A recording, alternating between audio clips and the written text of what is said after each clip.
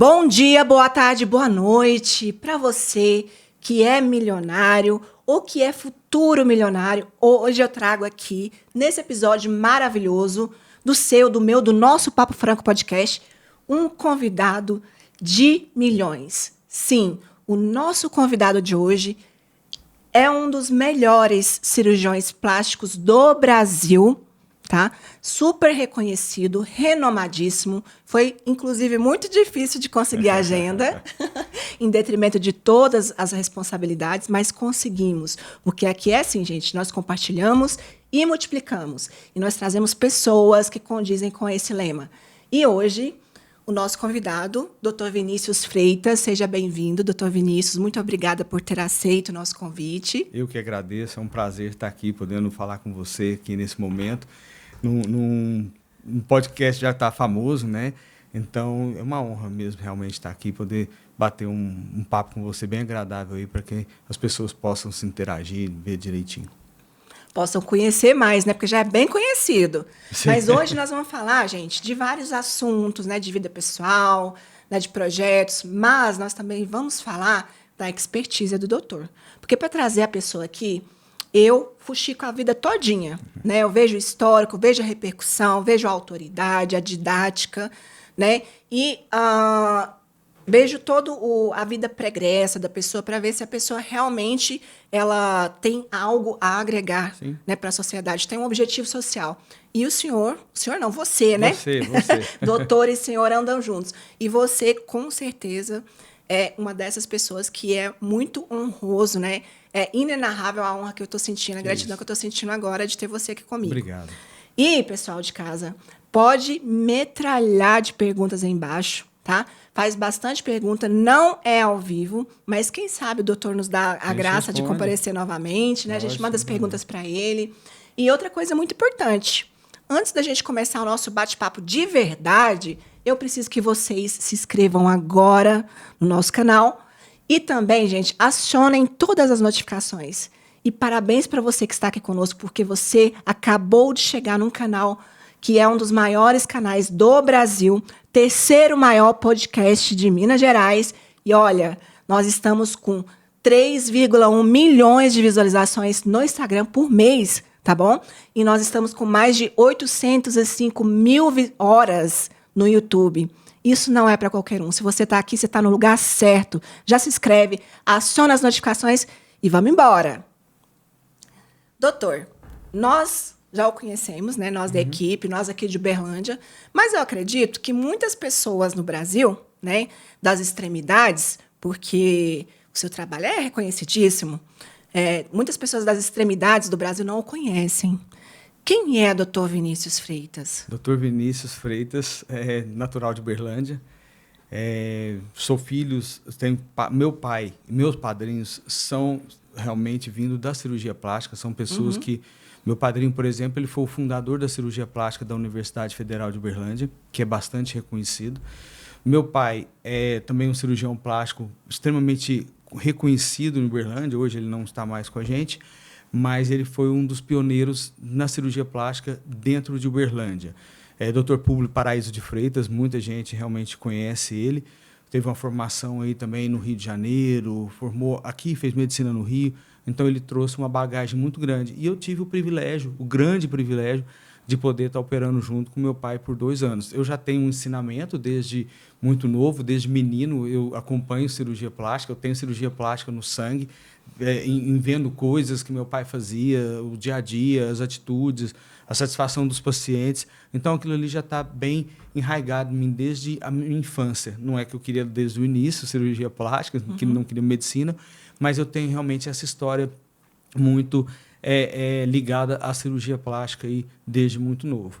E eu também tenho, eu falando por mim mesmo, eu saí fora para estudar fora do Brasil, fiquei 1 ano estudando fora, depois eu vim, fiz medicina no Rio de Janeiro, fiz cirurgia geral aqui, que são 2 anos de pré-requisito para cirurgia plástica, e depois eu fui para São Paulo, fiquei mais 4 anos fazendo cirurgia plástica. Já estou há 13, 14 anos aqui em Uberlândia como cirurgião plástico.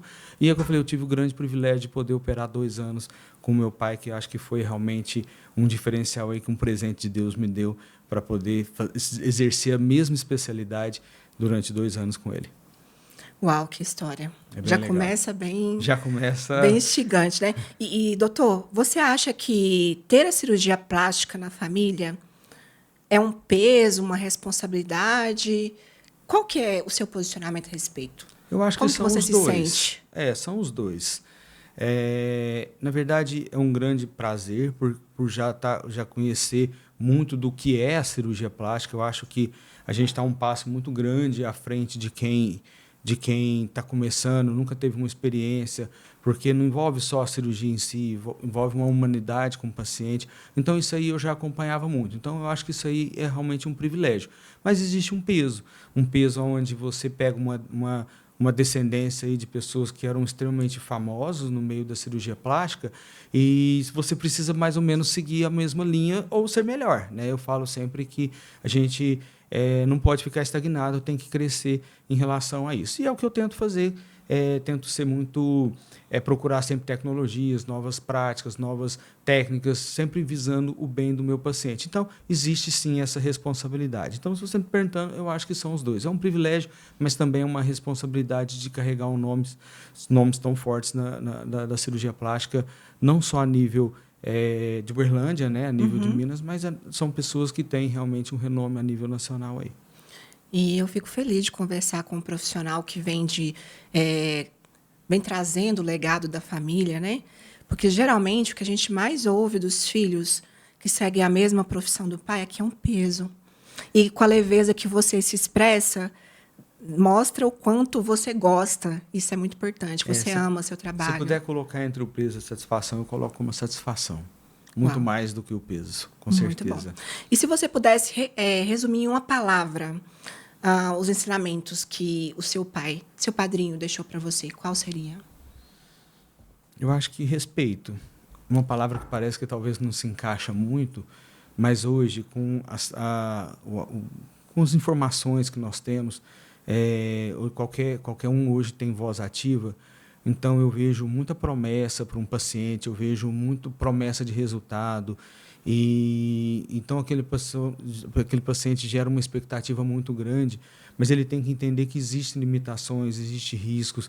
Então, se eu puder carregar o meu padrinho, o meu pai, sempre tentaram me transmitir, eu diria um respeito com o meu paciente, sempre estar respeitando os limites do risco que existe a profissão em si, porque apesar de ser um sonho, é uma cirurgia, toda cirurgia tem seus riscos, a gente sabe disso, então nunca ultrapassar um limite.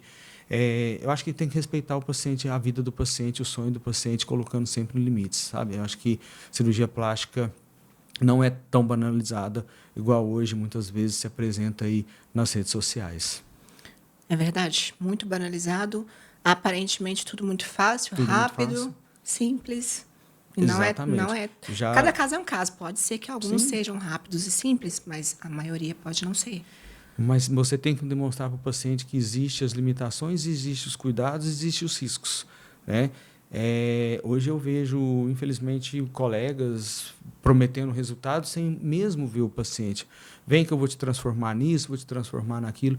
E eu acho isso uma falta de respeito, porque a pessoa que está procurando disso, falou, mas ele me prometeu isso, então eu vou atrás desse sonho. E muitas vezes ele não consegue realmente trazer o que foi prometido para o paciente. Então eu acho isso que a gente está conversando uma falta de ética mediante um paciente. Então eu colocaria por esse ponto. Você mencionou que o que traduz a sua relação com seu pai, o que o seu pai te ensinou, é a palavra respeito. Existe algum acontecimento ou fato, né, durante a sua convivência com ele, ou pessoal, ou profissional, que retratou isso, que marcou você? Eu acho que a gente teve inúmeras experiências juntos, né? Desde lidar com uma novidade muito grande que eu trazia de um recém-formado, com a experiência do meu pai. Então, esse respeito que a gente tinha de uma técnica muito antiga já e já consolidada, com aquele menino sonhador que veio querendo fazer tudo que poderia oferecer. A gente acha que, quando sai da faculdade, a gente acha que, desculpa a palavra, mas a gente acha que é um Deus que sabe de tudo, que não vai ter... E não é bem assim. Então, eu acho que, se pudesse transmitir, foi a experiência do meu pai com esse sonho meu, esse desejo de querer sempre para o melhor. Mas a gente sempre, mesmo todas as cirurgias que a gente entrou junto, a gente discutia qual que seria a melhor conduta a se tomar para o paciente naquele momento da cirurgia ou antes mesmo da cirurgia. Então, eu acho que isso a gente conviveu durante muito tempo, 2 anos, duas pessoas com cabeças totalmente diferentes, fazendo a mesma especialidade, respeitando um ao outro e respeitando os limites do paciente que a gente tinha de melhor para oferecer com ele, com uma segurança. Então, eu acho que é isso, é pegar o antigo com o novo, a gente conseguiu casar bem isso aí e conseguir trazer excelentes resultados para as pessoas. Sim. E qual que era a especialidade do seu pai? Você chegou a atuar em todas as especialidades ou só em uma específica? Cirurgia plástica, normalmente você forma em todas, né? Em todas. Você faz desde, vamos lá, colocar ali desde implante capilar, nariz, face, ginecomastia, lipoaspiração, abdômen, glúteo. Então, a gente faz algo generalista. A formação do cirurgião plástico, ela é assim. E aí, você vai, hoje, eu acho que com esse mundo muito moderno, eu, diferente do meu pai, eu já deixei de fazer algumas coisas. Tipo, hoje eu não opero mais um nariz, porque você precisa ficar muito focado. E hoje, por exemplo, eu me considero um cirurgião de contorno corporal. Então, nós temos tecnologias, nós temos estudos de definição corporal, estudos sobre o corpo. Então, a gente acaba aprofundando muito para trazer o melhor para o paciente. Então, ficar generalista, pelo menos no meu ponto de vista, eu não acho que seja hoje o mais ideal. E antigamente não, antigamente se fazia tudo, era específico, não tinha algo que você ficava meio que especializado naquilo ali, entendeu? E por que contorno corporal, lipoaspiração? Por que você escolheu essa eu me encanto. Eu gostava, na época que eu operava nariz, eu gostava muito de fazer nariz. Porque perfil, né? Contorno. Exatamente. Por que contorno corporal? Eu acho que, vamos lá, começando nas mulheres, né? Lógico que os homens também cada vez mais, mas começando nas mulheres, ela passa por uma fase na vida que muitas vezes o homem não passa, que é a gestação, menopausa. Então, ele vai modificando muito a característica. A pele estica, depois não volta, o músculo se separa, depois não... Então, aquela pessoa, ela começa mesmo que ela tenha uma cabeça boa, ela vai olhando para um espelho, ela vai conseguindo não se enxergar muito naquilo ali mais. E aí a autoestima vai lá embaixo, ela deixa de ter uma boa convivência em casa, na profissão. Então, você resgatar aquilo ali é maravilhoso. Você conseguir resgatar aquela autoestima da pessoa num detalhe que, vamos supor, uma barriga que está caída.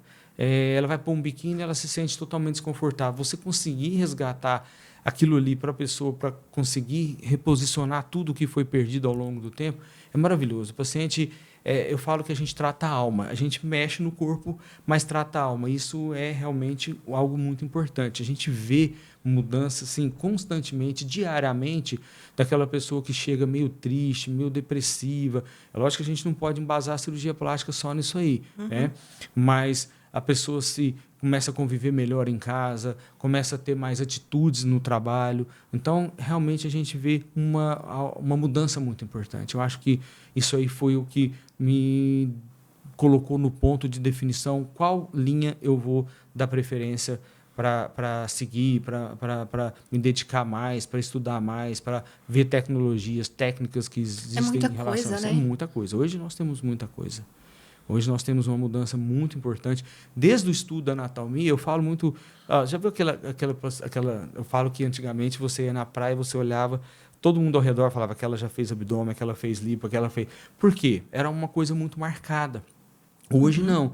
Hoje a gente respeita o contorno corporal, a gente tem uma visão muito mais de um escultor do que só propriamente de um anatomista. A gente entende a anatomia, mas a gente tem que entender que cada um tem a sua irregularidade, tem a sua anatomia diferente. Então, a gente respeitando isso aí, nada mais a gente traz do que uma naturalidade para a pessoa.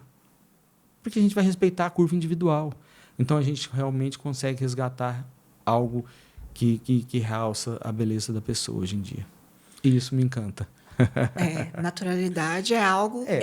Naturalidade e originalidade hoje é o ouro, né? é o que vale mais, assim. No mundo onde a inteligência artificial, Photoshop, um monte de coisa está dominando, entre aspas, né? Sim. O que é mais valioso é o que é mais escasso, é a naturalidade. Você tem Sim. razão. Ótima. E ótima questão também, porque, assim, você disse que trabalha com a alma das pessoas, melhora a autoestima. E já aconteceu de chegar algum paciente no seu consultório e você perceber que o que ele precisava não era ou só a cirurgia plástica ou a cirurgia plástica, ele precisava de outra questão? Às vezes a pessoa era perfeita praticamente e já tinha até feito outros procedimentos, inclusive com você, que estava caminhando para o excesso. Perfeita a sua pergunta, e tem demais. Tem pelos dois pontos, tem pelos dois lados. Aquele paciente onde ele entendeu que fazer uma cirurgia plástica é rápido, você deita numa cama, dorme, acorda, né? Tem o pós-operatório que tem que respeitar, mas ele, de repente, modifica a estrutura corporal, modifica todo o desenho de contorno que ele tem, que ele usava de roupa, muda tudo. Então, ele acha que aquilo ali é tudo muito fácil, e aí é onde começam os exageros. E aí eu penso, no meu modo de pensar, muitas vezes quem tem que criar essa barreira, esse stop, é o cirurgião. Porque ele tem que saber que, muitas vezes, a pessoa está querendo melhorar algo que a gente vai correr um risco muito grande sem poder dar muito benefício para ele.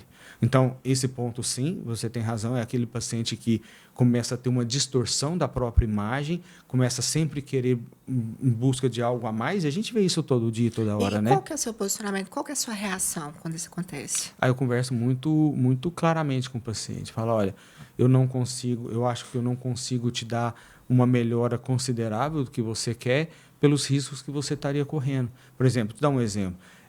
Uma paciente muito magrinha, que quer chegar lá, quer melhorar o contorno, e você olha para a barriga dela, não tem o que fazer, sabe? Mas ela quer porque muitas vezes as amigas fizeram e ela está um pouquinho insatisfeita. Eu falo, olha, o seu risco de perfuração de algum órgão interno é maior, porque a camada que eu tenho para aspirar é praticamente quase que Zero. imperceptível. Então, por mais que a gente tenha técnicas, a lipo realmente é para magro, mas existem seus limites. E aí a gente conversa com ela, fala, o risco de uma irregularidade é muito grande, uma necrose de uma pele. Então, você pode piorar algo que está muito belo. E aí é onde que a gente tem que ser sincero com o paciente, tem que falar com o paciente. Até porque eu falo que é mais difícil falar não do que falar sim. Porque Pitangui, né, o pai da cirurgia plástica, o mestre de cirurgia plástica, ele falava muito abertamente, o bom cirurgião é o que sabe falar não. Porque sim, todo mundo sabe. É o que a gente faz. É o que a gente trabalha, é o que a gente ganha dinheiro, é o que a gente sobrevive. Então, você chegou para me procurar querendo fazer uma cirurgia. Eu só vou te orientar e falar. Agora, realmente o diferencial está em falar não. E nós estamos falando do lado bom, né? Mas existe também aquelas pessoas que muitas vezes estão com sobrepeso, aquelas pessoas que não vão... Sim, eu estava pensando nisso justamente. Aquela pessoa que muitas vezes tem um sonho de transformar, em modificar alguém, se transformar em alguém que a gente não consegue, que não é, ou seja, você quer sair de uma pessoa e se transformar em outra. Isso não existe. Na verdade, o que o cirurgião consegue é tirar o melhor do que cada pessoa pode nos oferecer. Né? Uma pessoa que tem um tórax mais largo, eu não consigo diminuir o tórax dela, eu consigo tirar a gordura localizada, mas eu não consigo diminuir os arcos costais dela. Um quadril muitas vezes maior a gente consegue diminuir, mas eu não consigo mexer na parte óssea para diminuir o quadril. Então eu nunca vou transformar uma pessoa um pouco mais cheinha naquela pessoa extremamente magra. Não consigo fazer isso. Cirurgia plástica, é o que a gente falou desde o começo, tem seus limites. E aí é onde que você precisa mostrar para o paciente. Eu tenho inúmeros pacientes que me procuram para fazer lipo, para fazer abdominoplastia, e aí eu tenho que conscientizar ela, muitas vezes, o que ela precisa, chega num ponto já de, muitas vezes, ter que fazer uma redução de estômago, com cirurgião geral. Por quê?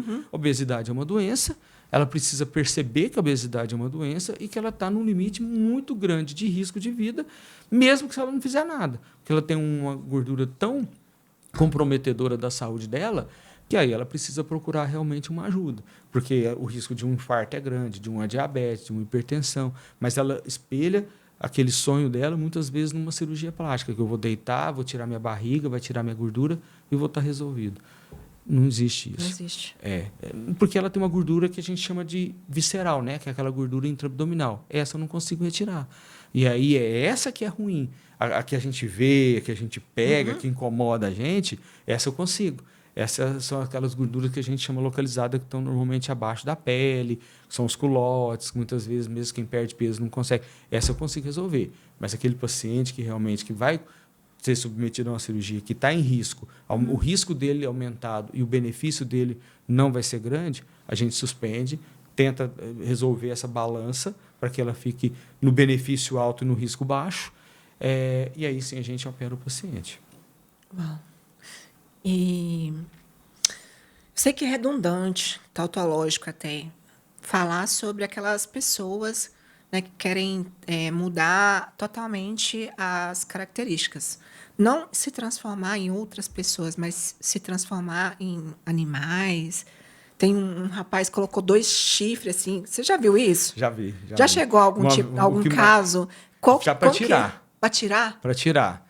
Esse caso me chamou. Na verdade, a gente tem a gente se depara com algumas pessoas. É dismorfismo que assim, chama isso? Dismorfismo corporal, né? Uhum.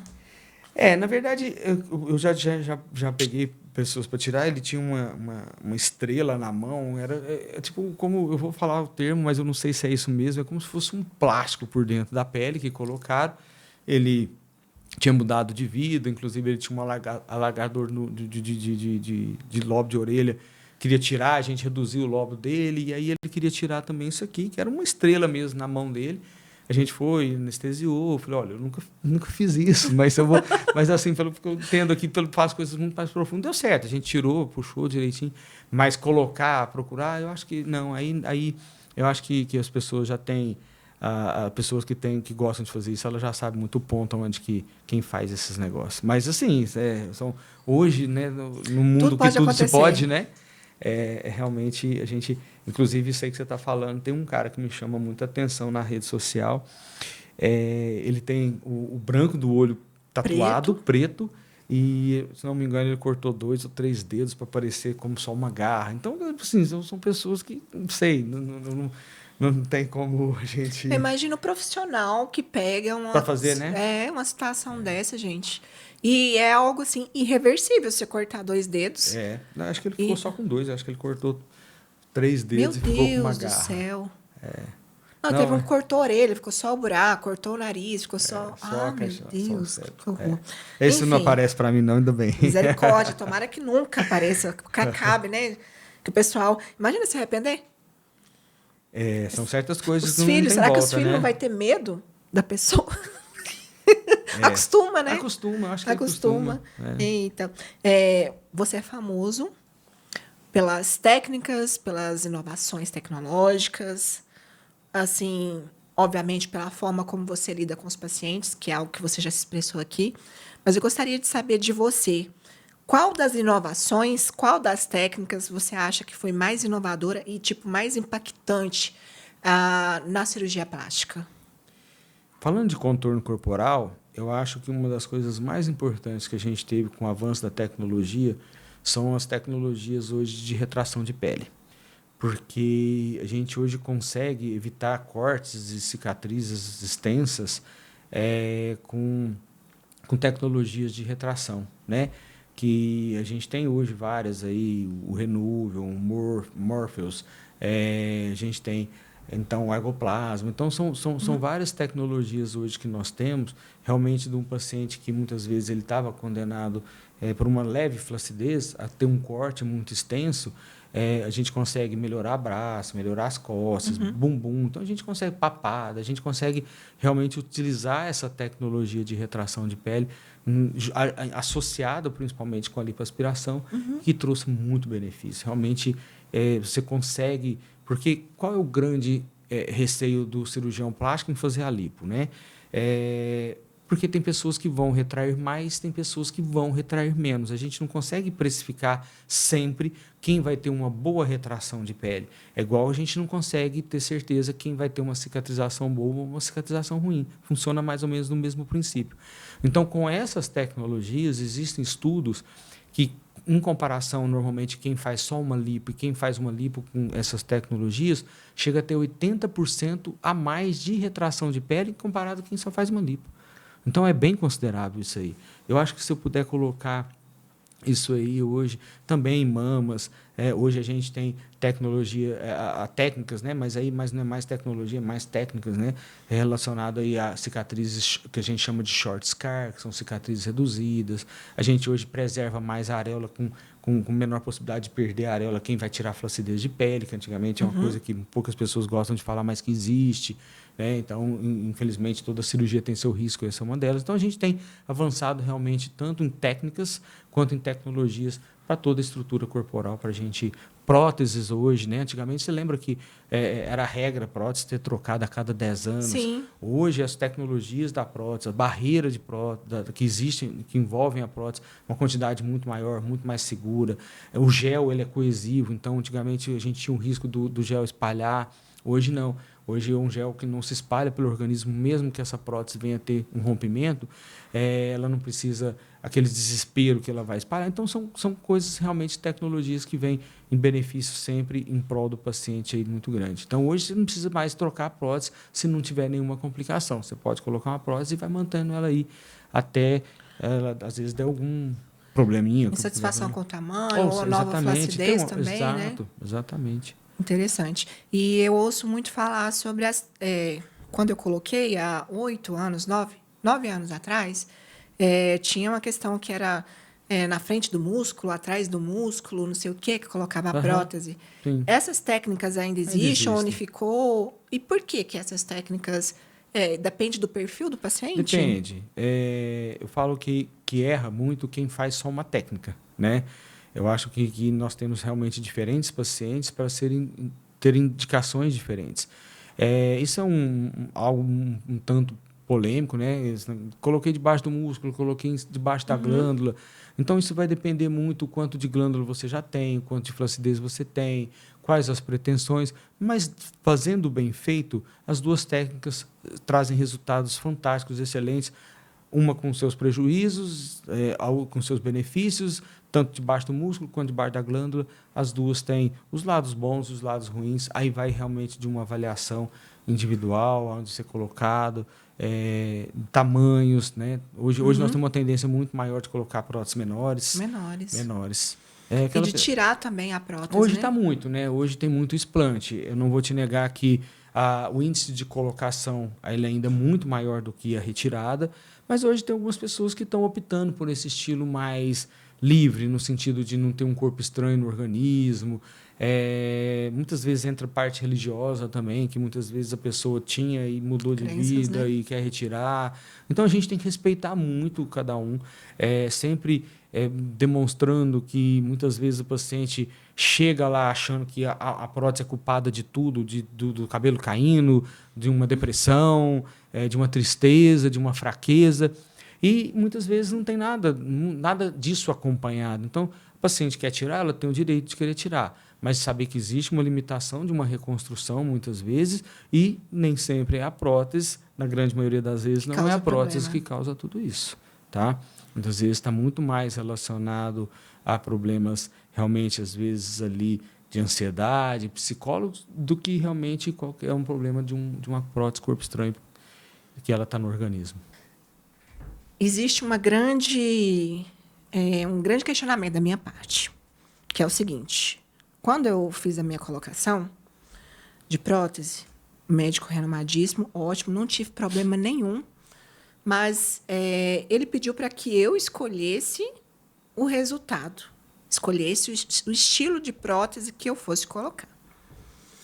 Mas só que, mesmo escolhendo o resultado e escolhendo o estilo de prótese que eu não tive o resultado que foi projetado para que tivesse. Ficou bonito, ficou maravilhoso, ficou até... Hoje eu falo que ficou melhor do que eu esperava, mas na época eu fiquei um pouco satisfeita. E eu acredito que é o próprio médico que tem que sugerir se é em cima do músculo, embaixo do músculo, extra alto, não sei o quê. O que você acha? Qual que é o seu posicionamento a respeito? Eu concordo com você. O meu questionamento para o paciente que eu vou atender, primeiro eu pergunto o que ele está vendo na mama dele, o que está deixando ela insatisfeita, por que ela está insatisfeita. eu começo a chamar a atenção dela no sentido, tipo assim, você vê uma mama diferente da outra, uma mais caída do que a outra, uma mais para frente do que a outra. Então, eu começo a pontuar o que está deixando ela insatisfeita para que eu consiga entender. Depois, aí entra, né, a característica do que ela quer. Por exemplo, ó, se eu quero uma mama mais marcada, eu quero uma mama mais natural, eu quero uma mama mais próxima, eu quero um colo mais evidente, eu quero uma mama muito grande, eu quero uma mama pequena, porque é o paciente que vai carregar aquilo ali. Não sou eu quem vou obrigar ela a fazer o uso de tamanho de uma prótese ou de outra. Então, eu começo a entender o que ela quer. E aí, eu sem conversar de tamanho de prótese, sem indicar perfil, sem nada. E aí eu vou entendendo o que ela quer. Depois eu examino ela. Então eu conversei primeiro todo como ela se sente, como ela se imagina. Quais são as queixas? E depois quem indica tamanho de prótese e o perfil, essas coisas, sou eu.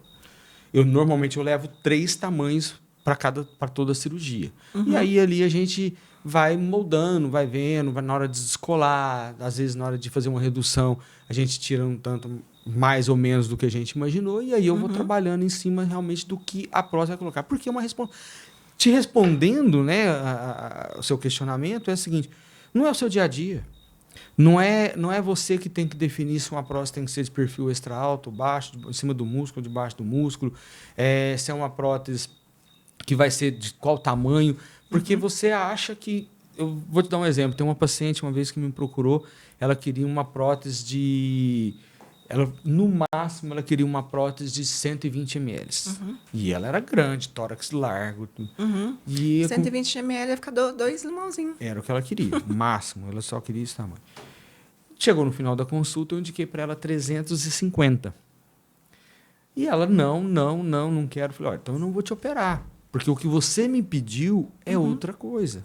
Então eu tenho que entender. E aí a mãe dela conversou com ela. Falou, olha, se você confiou nele, gostou dele, então acredita no que ele está te falando. Porque você pediu algo para ele, mas você ofereceu uma coisa que não é do seu dia a dia. Um tamanho de prótese que não é do seu dia a dia. E aí foi dito e feito. Ela operou comigo 350. Passou 2 meses, ela voltou reclamando. Queria maior. Tá me entendendo? Então, Sim, tipo assim, sim. aí eu falei para ela, aí eu conversei com ela, né? Falei, olha, não é que eu não vou te trocar, mas a gente não vai conseguir fazer muito diferente do que está agora. Trocar a prótese não significa um resultado de sucesso, porque está tudo bem, mas na troca você pode pegar uma infecção. Então, não vamos mexer, que está tudo bem, está totalmente compatível com o seu corpo. Então, te respondendo, eu acho que isso é uma obrigação do cirurgião.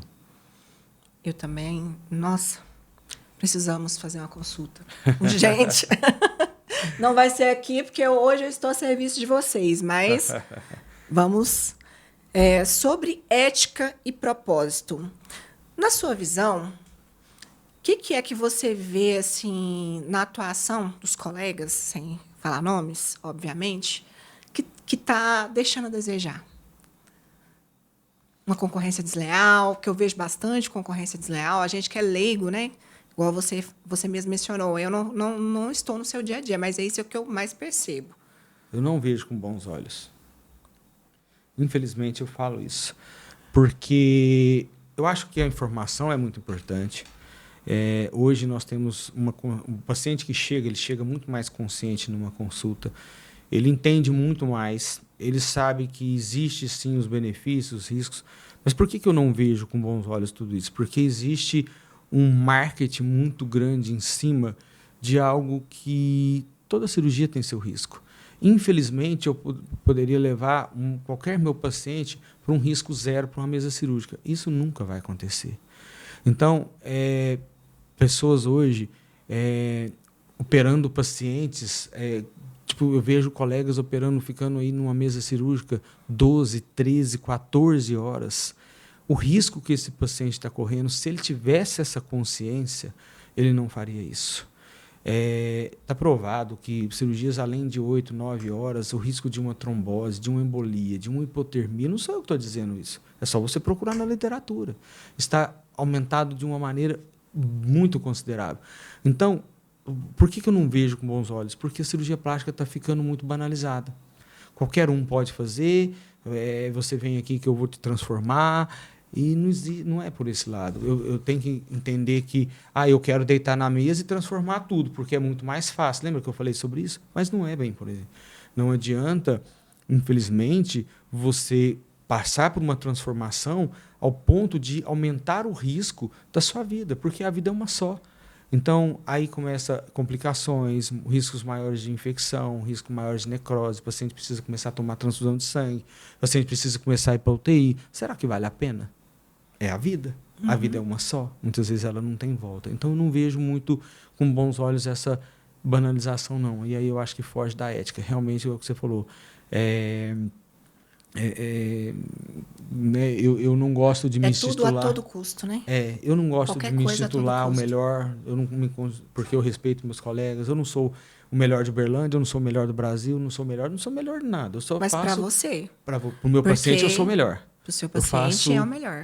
Mas eu não me coloco numa concorrência onde eu sou o melhor, que muitas vezes um colega meu que opera tão bem quanto eu. Existe uma ética, existe um respeito. Assim como ele tem bons resultados ruins, eu também tenho.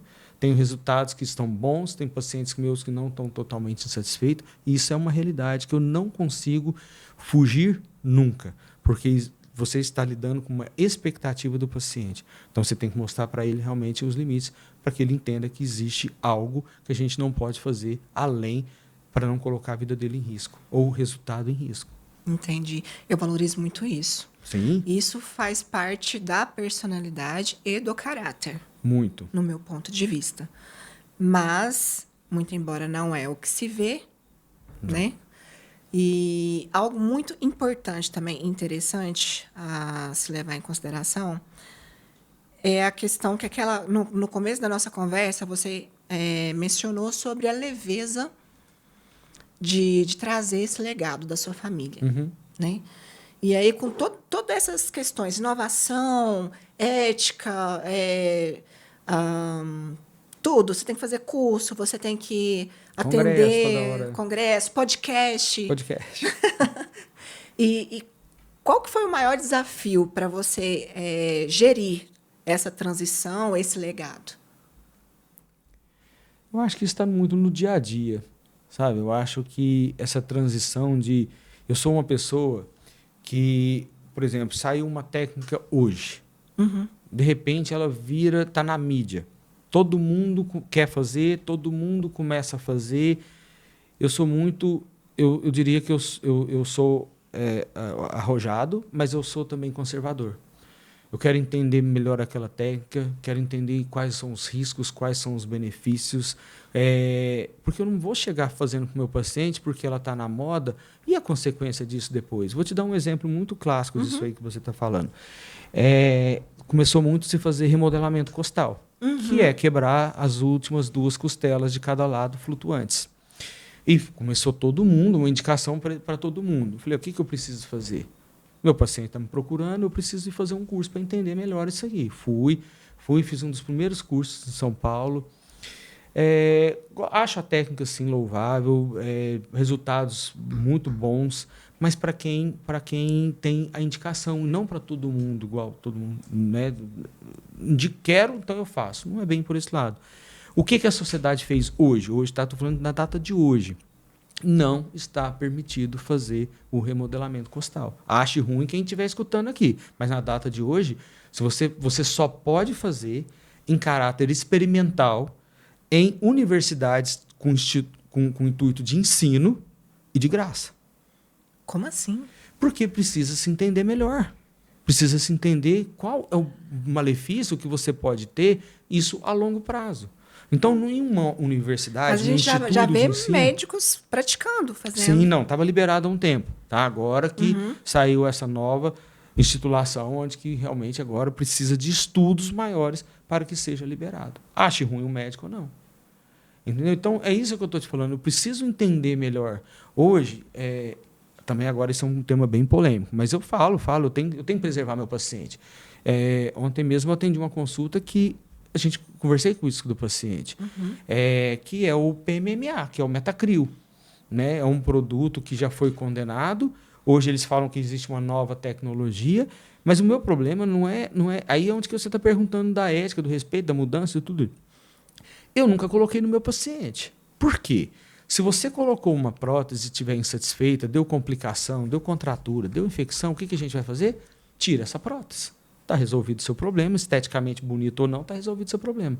E se você injeta um produto que ele pode migrar, ele pode cair, você coloca no bumbum, ele pode cair para o tornozelo. Você não consegue tirar.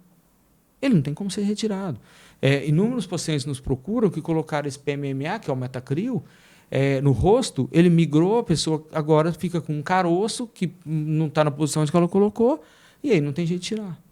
Você não acha que isso talvez seja antiético no paciente? Totalmente. Porque você coloca com 18 anos, quando você tiver 60, ele vai estar lá. É um auxílio ao suicídio, porque vai que para em algum lugar que é vital. É o que nós estávamos falando daquelas pessoas que modificam o rosto, o corpo, a mão, o nariz. Não tem jeito de voltar atrás, muitas vezes. E esse é um dos produtos que não se volta atrás. Então, o que eu faço? Eu falei, eu vou ter que quebrar muita cara amanhã se eu indicar, mas eu já estou com bastante tempo de carreira. Já tive várias oportunidades de colocar, pessoas, representantes nos procuram o tempo inteiro, falando da segurança do produto atual. Das inovações do próprio produto, melhorias, essas coisas. Se eu não tiver jeito de resolver, se tiver uma complicação, eu não vou fazer. Essa é a minha ética. Eu posso falar, eu fiz uma lipo em você, deu uma ferida, deu uma cicatriz ruim. Eu vou com você até no final para deixar da melhor maneira possível. Mas eu vou tentar, mas eu vou resolver. Nós vamos fazer curativos especiais, câmeras hiperbáricas, tudo que a gente tem de recurso. Eu vou estar com o meu paciente até o final. Talvez ele não vai atingir aquilo que ele... Porque existem complicações. Né? Existe abertura de feridas, cicatrizes ruins, necrose de pele, tudo isso existe. Então, eu vou com o meu paciente até o final. Mas se eu não puder resolver, eu não vou nem partir de um princípio, porque eu não consigo resolver. Não tem como resolver. Então, eu vou olhar para ele e falar, não tem como. Não tem como. Não tem como. Ah, mas você que colocou em mim? Ah, mas é você que quis. Isso não existe. Na minha cabeça, isso não existe. A responsabilidade do médico, nesse caso aí, é de resultado, né? Total, assim, não tem... Então, se der um resultado... E você sabe que cirurgia plástica é... Responsabilidade? Realmente... ela é a única especialidade que ainda, infelizmente, lógico, isso é uma coisa muito ruim, ela é difícil. Porque nos bastidores você não sabe o que o paciente vai fazer, né? Exato. Então, é uma coisa que realmente tinha que... Mas, enfim, voltando para a questão de negócios, né? Que é um assunto muito abrangente e bem profundo, né? Deveria eu ser médica aqui para ter um jargão, para ter expertise de até me comunicar com você. Mas tá perfeito. Mas voltando para os negócios, né, que é papo de milhões, e tem muitas pessoas que se inspiram, né, nesse nosso podcast, como eu disse aí, 3,1 milhões de visualizações por mês. Então, bastante tem muito gente, né? Médico, tem muito estudioso aí de cirurgia plástica que quer se inspirar. Vamos aos números? Aproximadamente, quantas cirurgias por mês que você faz? Eu não dou muito com esses números, não. Você mas, nem assim, consegue... eu vou colocar que eu faço aí 3, 4 por semana. Sim. Tem um dia que eu tiro... da cirurgia, depende das cirurgias. Hoje, por exemplo, eu comecei uma cirurgia às 7 horas da manhã, terminei ela quase 3 horas da tarde, eu terminei 2 horas da tarde. Porque tem um detalhe que a gente, né, vira o paciente de um lado, vira do outro, lipa, depois amarrei o músculo, eu fiz uma lipoabdominoplastia, a gente amarra o músculo que está separado. Então, depende muito da complexidade. Uma cirurgia dessa demora aí 6 horas, mais ou menos, uma próstata de mama demora 1 hora. Então, vamos colocar aí que eu opero aí umas 4 por semana. Também a gente, na verdade, né, delega, eu não quero né? operar o Uberlândia inteiro, eu quero trazer qualidade para o meu paciente, então isso demanda tempo. Vejo todos os meus pós-operatórios, eu que vejo juntamente com a minha enfermeira, isso é uma das coisas que eu vejo muita gente reclamando que operou e nunca mais viu o médico. Então, eu tenho aquela atenção de pós-operatório com o meu paciente. Então, seria mais ou menos, vou colocar aí umas 4 por semana. É muita coisa. É muita coisa. Ficar, no mínimo, as 4 horas. No mínimo a gente fica 6 horas. No né? mínimo 6 horas. É uma manhã que a gente se gasta aí dentro do centro cirúrgico. E é energia total, foco total. 100%. para aquilo. Não atendo telefone, a gente fica ali focado o tempo inteiro. Então tá explicada a dificuldade nossa de falar com o doutor, tá, gente? Demorei, mas trouxe com qualidade para vocês. Altíssimo valor, altíssimo nível. Você não reconhece, talvez pelo foco na qualidade, na eficiência, que você é um dos melhores do Brasil, que são o melhor de Uberlândia. Tudo bem, tá tudo certo. Mas o que nós ouvimos, né, a repercussão das indicações, a gente estuda bastante isso antes de trazer o convidado aqui, é que sim. Mas um ponto interessante para quem se inspira em você é saber qual é a dica para expandir, né, para escalar. Tendo em vista que você aí vem de um legado, né, traz consigo um legado, mas qual que é a dica que você dá para quem está começando agora, né, para quem já está se especializando em contorno? Qual que é a dica que você dá para crescer, para escalar na cirurgia plástica? Acho que a pessoa, o primeiro ponto, ela tem que ter uma consciência que não é de uma hora para outra. Eu passei por uns momentos bem ruins quando perdi meu pai, uma pela perda, que ele era o meu ídolo, e outra pela obrigação daquelas pacientes que eu ainda tinha pouco paciente, estava recente em Uberlândia, e de repente eu me vi tratando pacientes que estavam com uma certa insatisfação do meu pai, uma cobrança muito grande, ou seja, operei com o pai, agora o filho que resolva, né? Peguei todos os pacientes, resolvi todos os pacientes que estavam insatisfeitos para levar o legado do meu pai e sem cobrar nada. Então, tipo assim, momentos onde a gente tinha uma certa dificuldade e realmente eu não passei da minha ética para... Se o paciente eu achava que ele não tinha indicação de fazer uma cirurgia, eu continuava não fazendo, mesmo precisando operar para produzir, para crescer. Então, eu acho assim, se eu puder dar uma dica para a pessoa, vai devagar, vai tranquilo, não queira... seja sempre ético com o seu paciente, seja sempre verdadeiro com ele, dê atenção, fique sempre do lado do seu paciente. A gente já tem que ficar do lado dele. Se tiver alguma complicação, mais ainda, respeite o paciente, entenda ele, que com certeza a pessoa vai ter sucesso, não só na cirurgia plástica, mas em tudo. Eu pego muito estudante de medicina que gostaria de ver uma cirurgia, muitas vezes eu levo para dentro do centro cirúrgico, porque a gente eu tive mais acesso ao centro cirúrgico desde novo, mas eu sei que muitas vezes tem pessoas formando que nunca entraram dentro do centro cirúrgico, almejam sair demais, né? Tem aquela expectativa. Então, você fazendo as coisas de uma maneira correta, honesta, com você mesmo, com o paciente, não tem como dar errado. Então, acho que tem que ser, essa é a dica, sabe? Seja você, seja ético com o que você prometeu fazer na medicina, com o paciente, que não vai ser de uma hora para outra, mas realmente você falou assim que eu não me reconheço. Hoje eu tenho uma clínica espetacular em Uberlândia, eu tenho sabe assim, trabalho de segunda a sexta.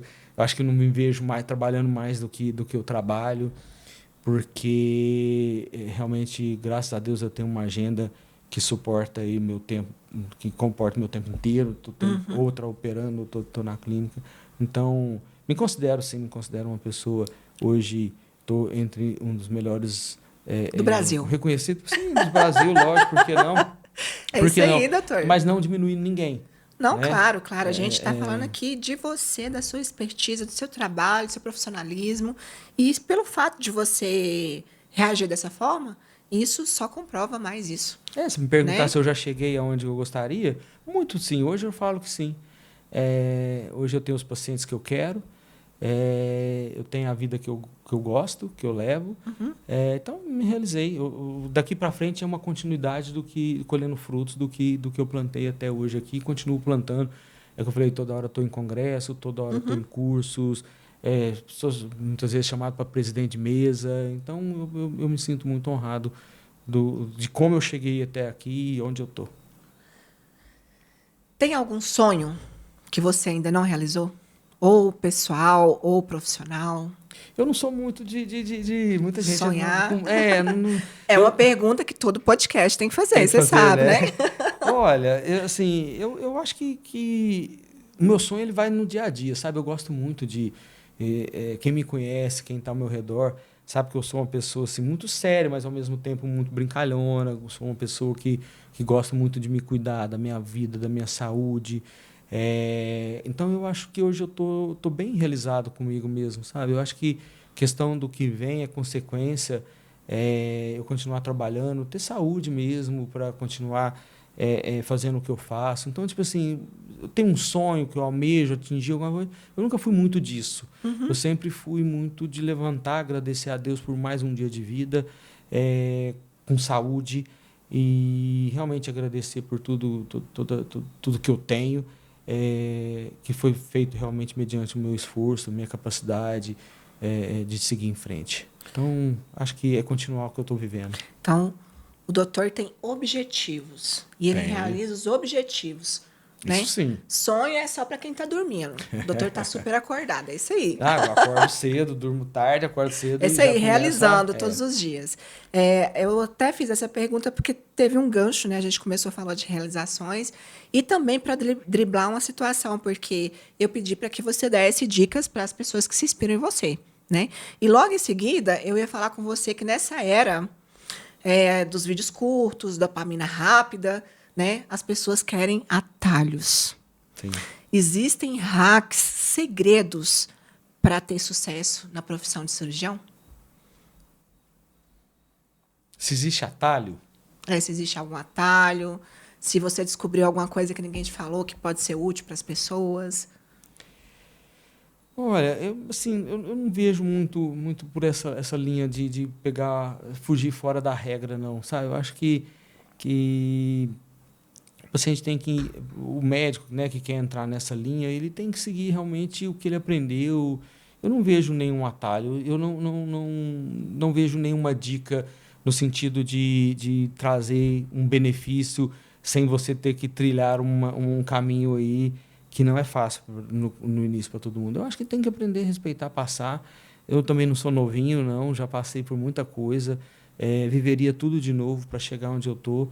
Eu não pegaria nenhum atalho, não. Faria o mesmo trajeto, faria... Eu acho que estudo muito, tá? Eu acho que tem que estudar. Cirurgião médico tem que estar sempre estudando, tem que estar sempre renovando. Eu acho que esse é o segredo, sabe? Nunca deixar de estudar, nunca deixar de aprender. Aquela pessoa que acha que sabe demais, que sabe tudo, eu acho que ela peca. Eu acho que... eu falo que a pessoa que mais aprende, né, é o professor, sabia? O que mais aprende é o professor, porque ele está com questionamentos novos, com perguntas novas. Então, eu acho que realmente, eu acho que segue o trajeto ali, segue o que todo mundo já seguiu ali. Eu acho que as pessoas que tentaram pegar atalho, o tombo delas foram maior também. Eu vejo muito isso na minha profissão. Pessoas que, de repente, explodiram aí do nada e hoje não sustenta. Consequência muito ruim. Uhum. E você falou um ponto muito importante sobre lecionar, né? A gente falou sobre as inspirações que o pessoal que está nos assistindo. E você pensa ou tem algum projeto de aprimorar o conhecimento de outros profissionais, de dar aula? Eu já fui convidado. Eu não... porque... já fui convidado, né? Normalmente, aqui em Uberlândia hoje tem mais escolas de medicina, né? Ao redor, tudo. Já fui convidado, mas eu acho que eu não vejo nesse momento um tempo para isso. Pode ser que futuramente, sim, muita gente me pede para dar aulas vem cá, né, vem cá dar uma aula para a gente de que somos estudantes de medicina e tudo. Já dei aulas em escolas e tudo, mas não nesse momento. Eu tento muito sempre pessoas que estão interessadas, eu levo para dentro do meu ambiente, que é um centro cirúrgico, né? A pessoa, de repente, vai lá e estuda anatomia e nunca viu um músculo. De repente, eu abro aquilo ali para ela vê um músculo, vê uma gordura, vê um órgão, aquilo ali encanta demais, sabe? Não sei, não. Para o estudante de medicina, encanta, né? Então, ele realmente, eu transmito muito para as pessoas que conseguem chegar até mim para assistir uma cirurgia, ver uma cirurgia. Então, eu vou mais por esse lado. A aula, por enquanto... não me vejo encaixando meu tempo para isso nesse momento, não. Sim, mas só o fato de você também abrir o seu consultório, a sua clínica, para os estudantes acompanharem, estarem com você, já é um grande passo. Porque, na maioria das vezes, o que nós percebemos é uma competitividade gigante, Okay. né? Dos veteranos com o pessoal que está chegando. Sim. É tipo assim, é um ciúme. É uma coisa infantil até. Mas a gente percebe que tem um ciúme dos profissionais que já estão atuando. Já fui. Ai, não pode ver o que eu faço para não aprender a minha técnica. É tão diferente disso que eu falo, que eu já saí daqui, fui ensinar colega meu que está do lado meu, fui ensinar... você me ensina a colocar uma prótese de glúteo? Ensino. Vamos lá, marca o paciente aí, eu te coloco um lado, você coloca do outro, te ensino. Já saí daqui, fui ensinar colega meu lá em Belo Horizonte a colocar prótese de glúteo. É uma cirurgia um pouquinho complexa, que muitas vezes não se aprende na faculdade, e é uma cirurgia que, se você não souber fazer, ela é bem chata, as complicações dela. Com o maior prazer. Te ensino, vem cá, vamos fazer junto. Hoje, esse colega meu coloca prótese de glúteo, vem falar comigo, tô colocando, tá ficando muito bons os resultados. Isso, para mim, é uma satisfação muito grande, porque experiências ruins, mesmo que seja de colegas na cirurgia plástica, é ruim. Se você tem uma experiência ruim, você passa experiência ruim. Se você tem uma experiência boa, você pode não operar comigo, mas você vai operar com um colega que vai operar também, tem uma experiência boa, vai vir operar comigo. Então, essa cadeia tem que ser positiva, sabe? Então, eu tenho muito isso.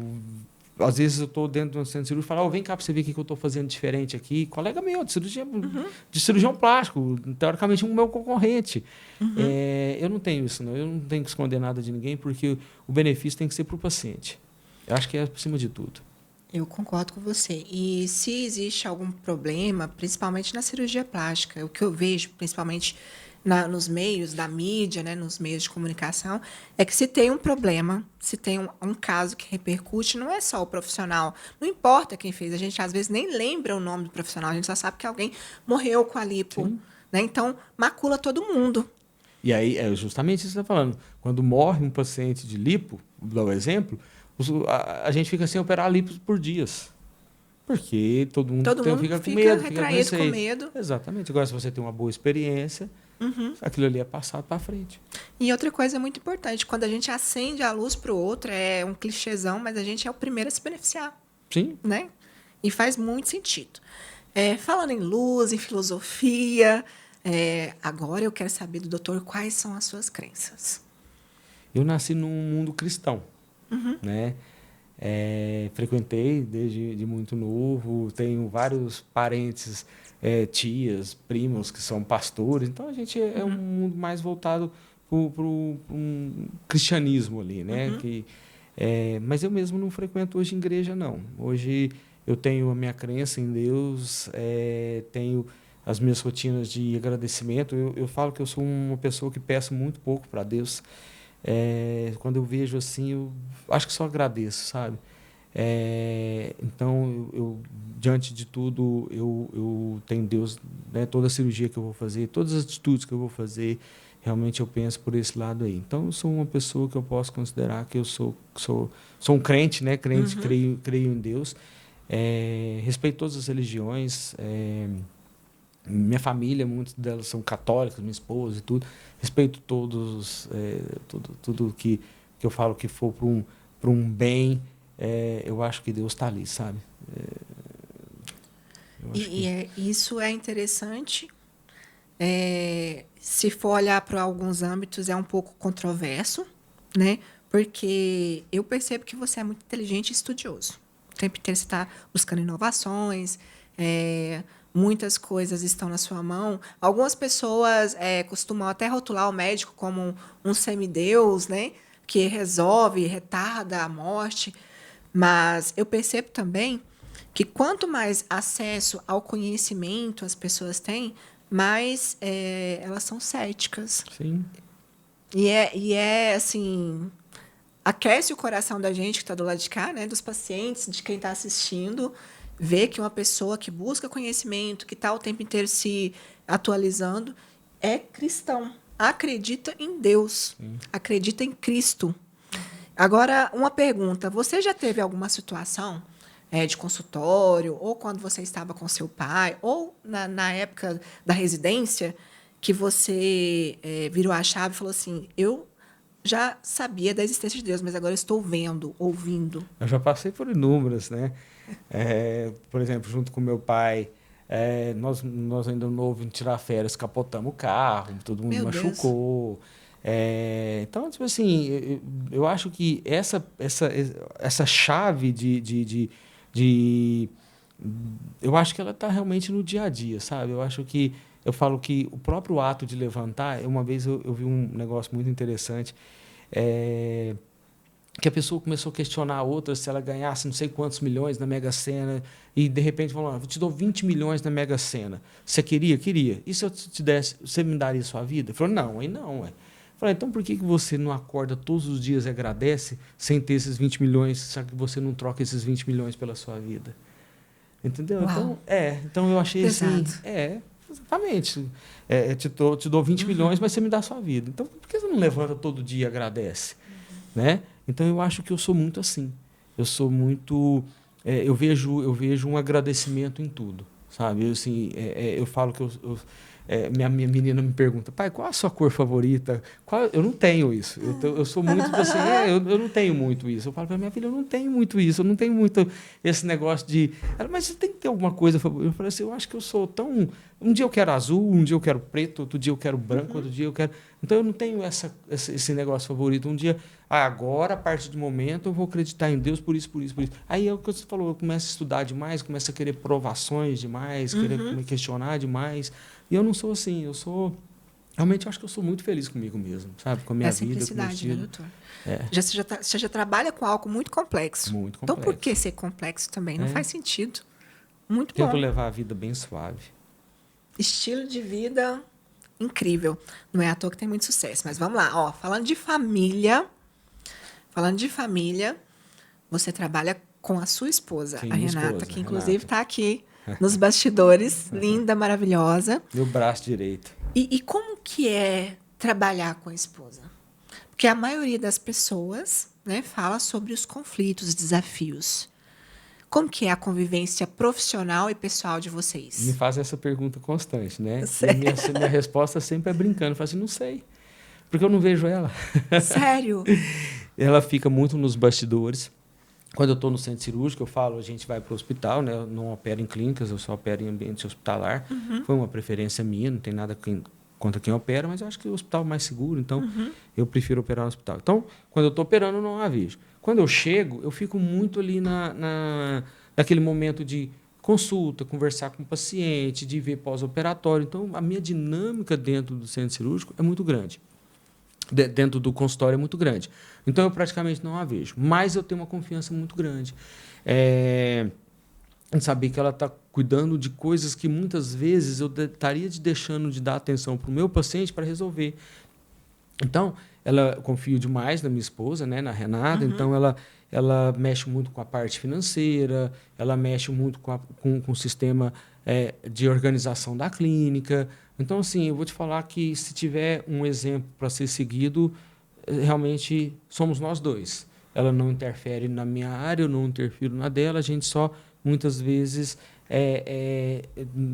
comunica, eu falo algumas coisas, onde a gente tem que resolver uma pendência ou outra para beneficiar ali a clínica. E a gente também não fica conversando de clínica o tempo inteiro em casa, não.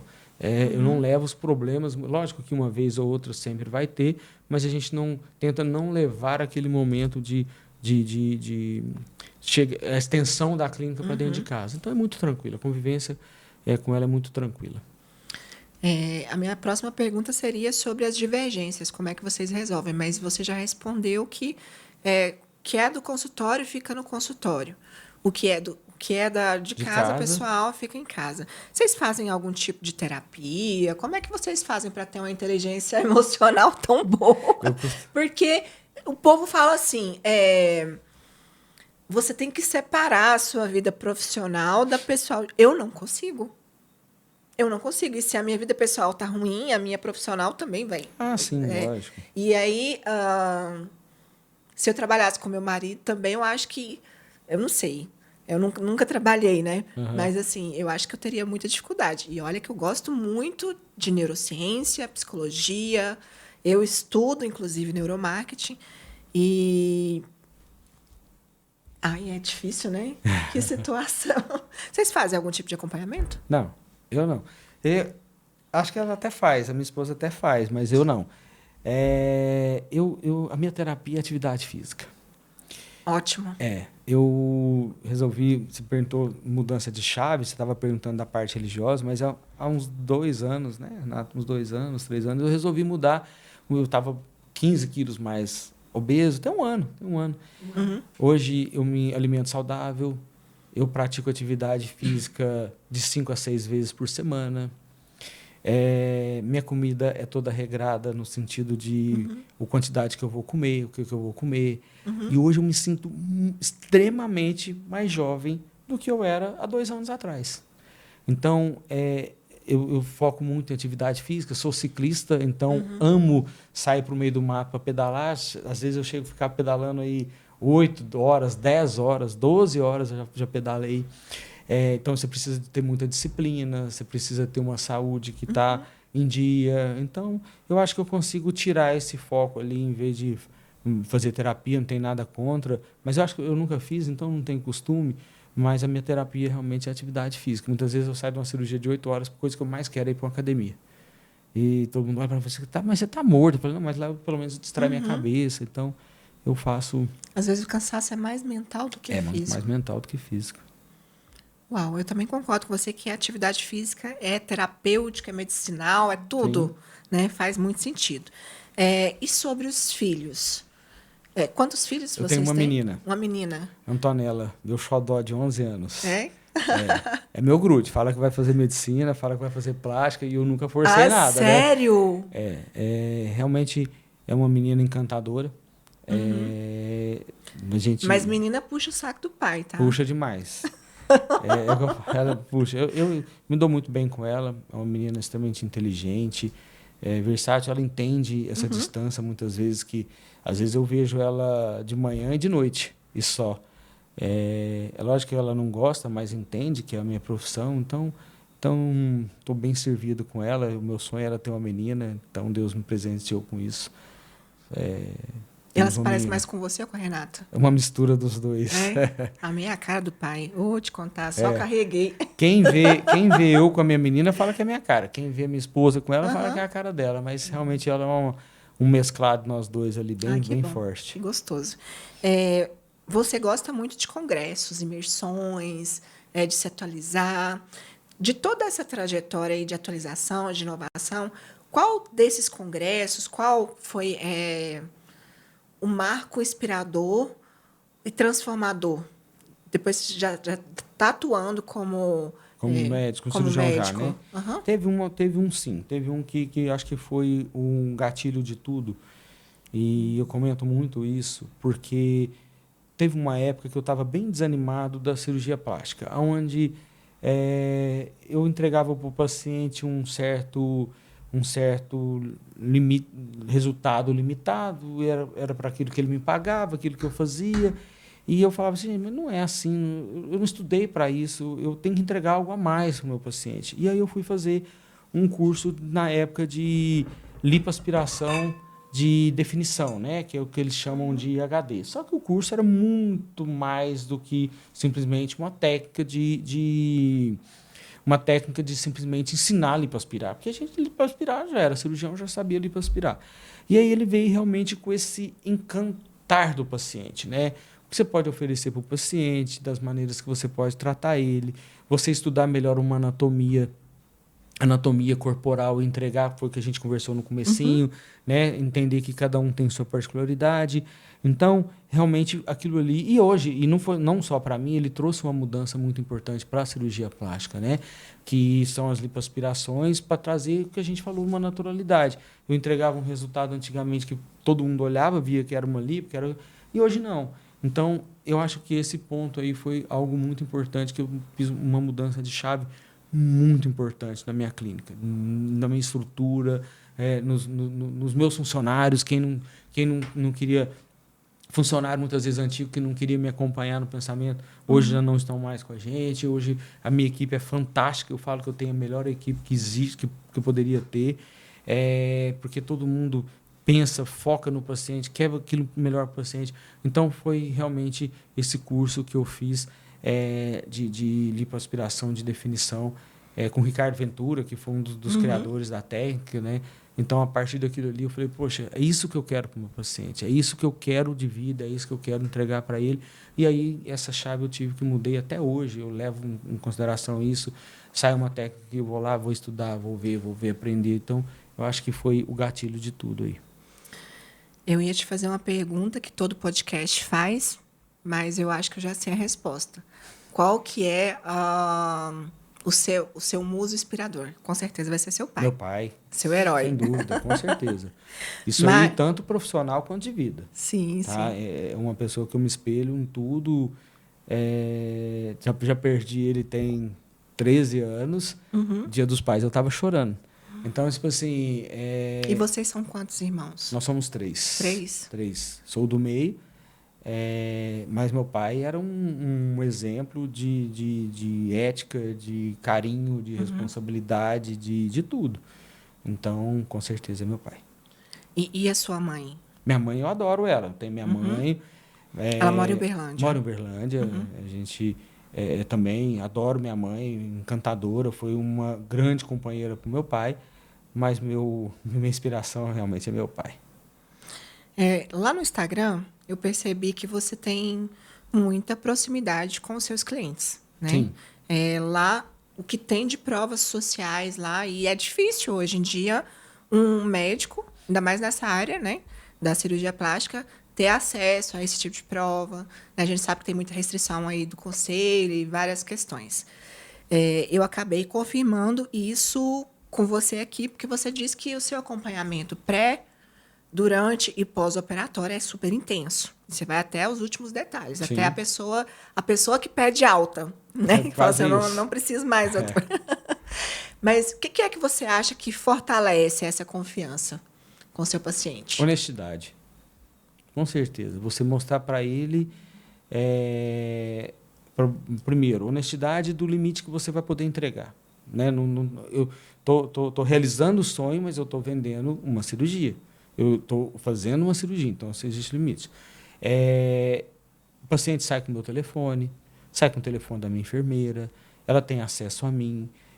Todos os pós-operatórios, como eu já te falei, tem minha presença, tem a presença da minha enfermeira. Então, isso aí vai trazendo realmente uma confiança, um carinho no paciente, porque quando você tem uma complicação, o que você mais precisa é de um apoio daquela pessoa que sabe o que está fazendo. Porque aquilo ali é novo para você. De repente, você tem um sonho. Vou te dar um exemplo. Você coloca uma prótese, pega uma bactéria. Poxa, você vai ter que tirar a prótese. Então, você mostra para o paciente que, infelizmente, ele não vai ser a primeira, não vai ser a última e que tem resolução. E que você vai estar do lado dele até o final de tudo aquilo ali. O tempo dele tirar a prótese, ficar sem a prótese, que psicologicamente é péssimo. Você vai tratar aquela infecção, você vai cuidar daquela mama, você vai cuidar daquela cicatriz, esperar o tempo necessário para devolver aquela autoestima para ela, para uma prótese. Parece ser fácil o tempo assim, mas tem realmente aí um trauma mediante o estudo. A partir do momento que você vê o cirurgião do seu lado, junto com você, sofrendo junto com você, te orientando o que fazer, essa confiança aumenta. Então, você está falando que várias provas, né? Tem pacientes que muitas vezes eu opero, às vezes eu não divulgo, na mídia fala assim, o que deu de errado que você não mostrou na minha cirurgia? Que estava todas as minhas amigas vendo, estava tudo. Eu falei, gente, não, mas eu não filmo todas, nem todas as cirurgias que eu estou fazendo é do dia. Muitas vezes eu filmo, porque eu também não vou ficar expondo, né? Demais. Sim, muitas vezes eu estou fazendo uma cirurgia hoje e estou mostrando uma cirurgia que eu fiz semana passada. Então, tem umas que eu estou operando hoje, estou mostrando hoje. O paciente gosta de acompanhar.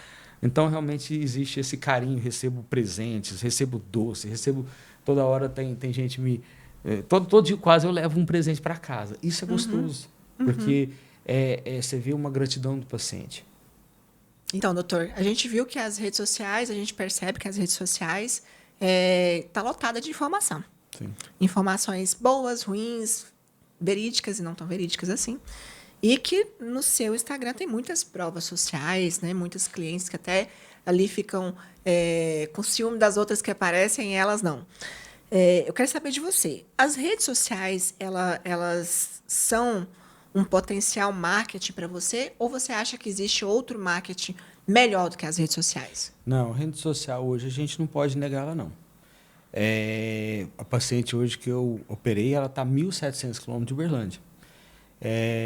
Tenho pacientes que vêm do exterior, opero muito paciente de Londres, Portugal.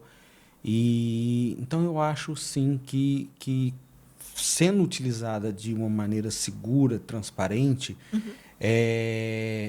ela é um meio de confiança. Porque as pessoas que muito me procuram falam assim, eu vejo os seus resultados e consigo me enxergar neles. Não são resultados bons que modificam a estrutura corporal sem aquele característica artificial, sabe? A gente conversou isso mais cedo, aquela característica mais de realmente trazer uma naturalidade para o paciente. Então, essa confiança, hoje, você escutou de alguém, a primeira coisa que você vai ali no Instagram, porque você quer ver, consolidar aquilo que você escutou. Então, eu considero, sim, como uma mídia muito importante. É lógico que a melhor mídia que existe, o melhor marketing que existe, ainda é o boca a boca. É aquele paciente satisfeito que te leva outro, te leva outro, te leva outro.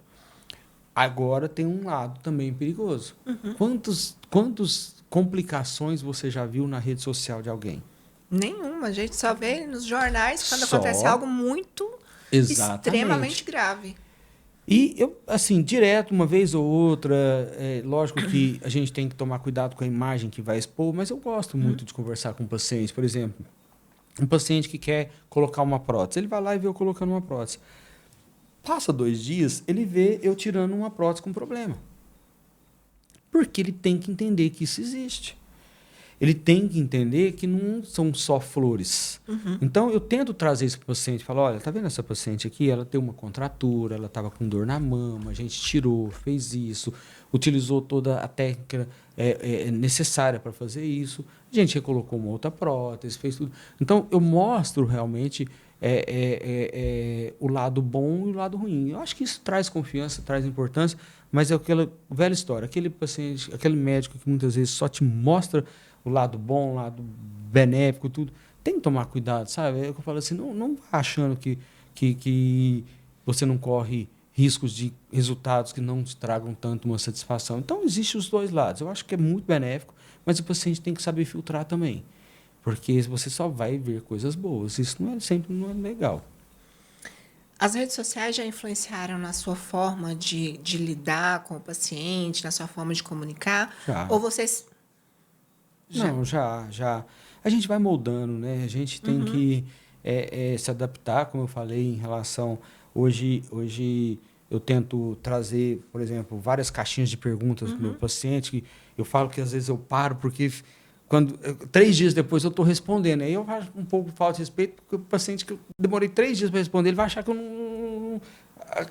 a pergunta dele não foi tão importante, mas eu falo, gente, eu vou responder, calma que eu vou responder. Porque às vezes é muita, né? É muita pergunta. Então, eu falo que eu gosto dessa interação com o paciente, então eu tento trazer ali um linguajar diferente, eu não uso termos técnicos, eu não uso palavras que só eu vou entender, porque isso é uma das queixas. Eu falo, doutor, eu fui no médico, ele falou tanta palavra que eu não sei o que é, que eu saio de lá com um monte de dúvida.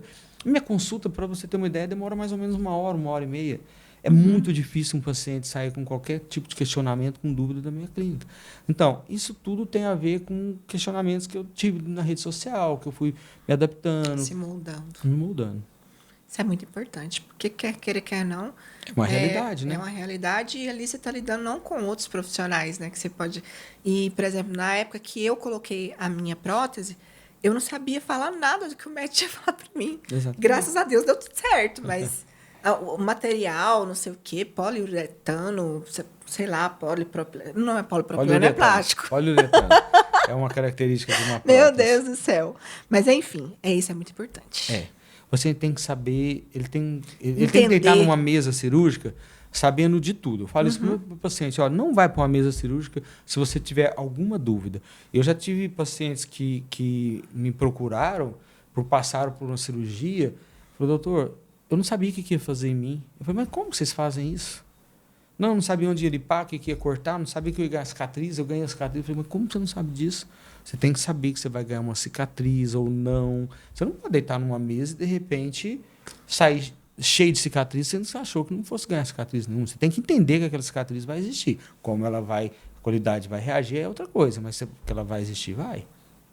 Tem que estar na mesa sabendo de tudo. É seu corpo. É verdade. Isso é verdade. E todo conhecimento ainda é pouco, né? Porque sempre vai surgir alguma coisa que só a convivência com aquela situação que vai te mostrar. Isso é importante, importantíssimo, viu, gente? Pensa bem, pensa bastante, estuda bastante, faz uma consulta com um profissional que explica, Exato. que tenha paciência, porque tem gente que também não tem paciência de explicar. Procura saber quem é seu médico. Sim. Hoje em dia nós temos médicos que se titulam especialistas em alguma coisa sem sequer ter feito formação. Eu, para ser cirurgião plástico, fiz 6 anos de medicina, fiz mais 2 de cirurgia geral, que é um pré-requisito, e fiz mais 4 de plástica. Então, praticamente, eu fiz outra medicina só com especialização. Passei em prova, hoje eu sou membro da Sociedade Brasileira de Cirurgia Plástica, eu presto obrigações para eles, eu não posso fazer qualquer coisa que eu faço. Mas como é que você fez isso? Isso aqui não existe. Isso aqui. Então, quer dizer, existe uma comissão que avalia. Então, isso são coisas importantes que o paciente tem que ter consciência, né? Basta ele entrar no site da sociedade, ele digita o nome de quem ele quiser lá e tá o nome do cirurgião lá ou não. É uma pergunta que não está no script, né? Eu acabei de imaginar ela aqui, mas é interessante. A gente já falou sobre inovações e tudo, mas tem muitos médicos que criam métodos próprios. Sim. Você já chegou a criar algum método, ou tem algum método de cirurgia, formato que o seu pai te ensinou? Assim, na verdade, o cirurgião, muitas vezes, ele tem que lidar com situações onde ele não estava esperando, né? Por exemplo, já fui trocar uma prótese que o músculo estava inteiramente rasgado, desfeito, eu tive que reconstruir o músculo. Então, muitas vezes, você precisa tomar atitudes naquele momento ali que só você pode resolver, só você consegue fazer o que tem que ser feito. E muitas vezes você achava que ia entrar fazendo uma coisa e acaba fazendo outra. Então, tipo assim, você implementou técnica sua ou alguma coisa, na verdade a gente faz isso todo dia, toda hora. Vou te dar um exemplo muito clássico. Sutiã interno. Isso virou moda. Hoje ninguém quer operar quem não faz sutiã interno. Sutiã interno, hoje ele virou uma nomenclatura, mas que já é feita há muito tempo. Porque, na verdade, é a fixação que você faz da glândula, que é instável, com a musculatura para criar uma maior reação de fibrose ali naquela região e dar realmente mais sustentação. Então, hoje, já se fazia muito. Hoje ela virou mais assim, divulgada, digamos assim. Mas o sutiã interno praticamente sempre existiu. Só que hoje, realmente, é algo que chama muito a atenção do paciente. A gente faz, é lógico, que aperfeiçoamento da técnica, de como foi feito. Mas, sim, a gente faz isso constantemente. A gente... cirurgia plástica muito, né? Como que dá certo na minha mão, né? Como cirurgião. Porque, muitas vezes, cirurgia plástica é uma especialidade muito difícil. Eu afirmo sempre isso. Quem vê acha que a gente está mexendo com só pele, essas coisas. E não é bem assim. Muitas vezes é a experiência do cirurgião. Vou dar um exemplo. Quem tem um câncer de rim, a regra é fazer isso, isso, isso, isso. Se você não fizer, você está errado. É um protocolo. Tem uns que, vamos supor, às vezes um cirurgião pode olhar para uma mama e falar assim, não, basta eu colocar uma prótese. Ela pode, em outro cirurgião, ele virar e falar, você tem que colocar uma prótese, mas você tem que tirar a pele. Quem está errado?